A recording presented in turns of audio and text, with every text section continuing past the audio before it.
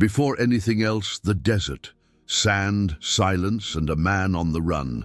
Moses, a prince without a throne, a hero without a cause, a soul torn between two worlds. His eyes carry the weight of a crime, and his chest holds the echo of guilt. The desert sand covers his footprints, but it cannot erase what he tries to forget.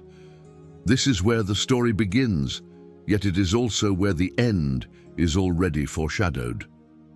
The past pursues him like the scorching wind blowing over the dunes. He fled Egypt believing he could escape human justice, but what hunted him was a voice he did not yet know, a calling that repeated itself in the invisible, waiting for the moment when he would finally hear it. A mountain wrapped in clouds and light. Two men speak to a face that shines like the sun. One of them is Elijah, the other is Moses himself, the same man who now walks alone through the desert. The scene dissolves. It is not yet time. In Midian he finds refuge, love and work. But Moses' soul never grows accustomed to silence.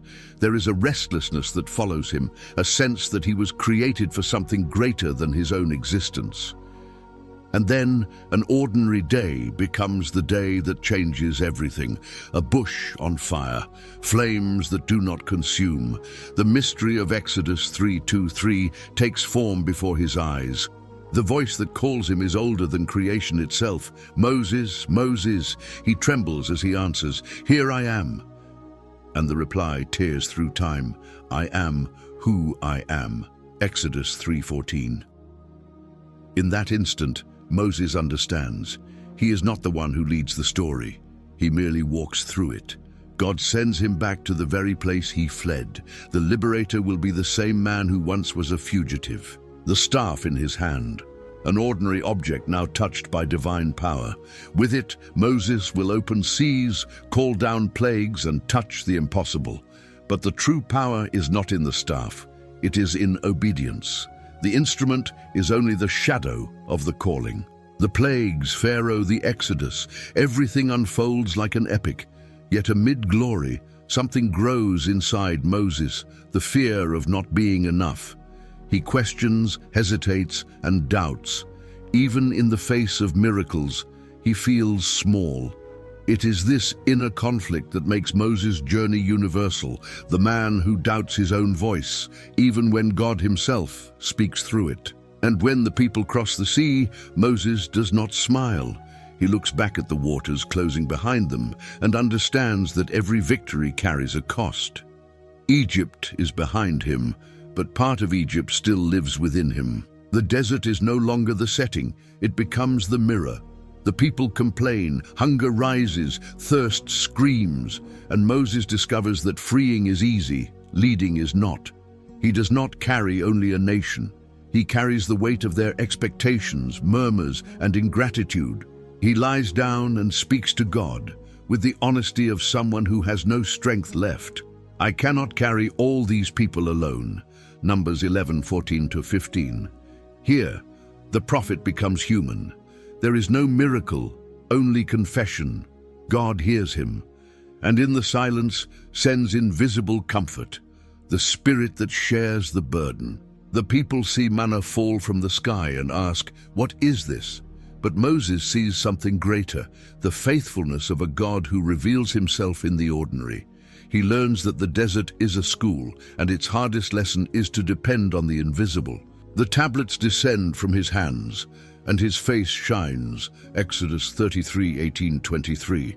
He asks to see God's glory, and God places him in the cleft of a rock. The glory passes by, but he sees only the back of it. This becomes the symbol of his entire journey. Moses is the man who chases a vision he can never fully behold. The invisible becomes his deepest truth. But the glow that once fascinated the people now frightens them. In 2 Corinthians 3:13-14, Paul recalls, "Moses covered his face with a veil. Glory, once a sign of closeness, becomes distance. The man who spoke face to face with God is no longer understood by those he leads." Then comes the mistake. Numbers 20:10-12. God commands him to speak to the rock, but Moses strikes it with his staff. It is the gesture of a weary man who turns to strength when faith falters. The water flows, the people drink, but God calls him aside. You did not honor me before them. The sentence is gentle and terrible. He will see the promised land, but he will not enter it. The external desert ends, but the inner one remains. Moses realizes that every spiritual journey is also an internal crossing. Egypt was left behind, but the true captivity is unbelief. Even so, he presses on, because obedience is another name for faith. Time has passed. Moses climbs Mount Nebo alone. The wind brushes his aged face in. The view is magnificent. Canaan, the fulfillment of the promise. He sees it, but cannot touch it. Deuteronomy 34:1-5 says it plainly. And Moses, the servant of the Lord, died there. No epitaph, no crowds, only God and Moses. The same silence that once called him now receives him. But death is not the end. In Matthew 17:2-3, centuries later, the invisible tears open again, and Moses appears beside Elijah standing before the transfigured Christ. The man who could not enter the promised land now stands upon the ground of the kingdom. The promise is fulfilled beyond time.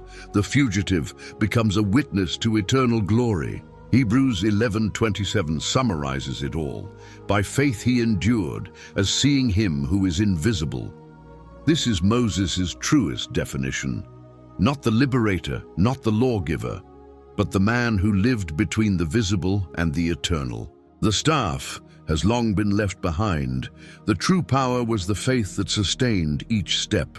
Moses learned that the invisible is more real than any land, throne, or victory. John 1:17 declares, "The law was given through Moses. Grace and truth came through Jesus Christ." The final bridge between two worlds. Moses represents the search. Christ is the fulfillment. Moses sees from afar. Christ invites us in. And so ends the journey of the man who once fled from the light and was eventually surrounded by it. Moses is not merely part of history. He is the reflection of all who walk between faith and doubt, promise and waiting. Because in the end, to see the invisible is to believe, even when the desert remains, and that vision is what makes a man eternal.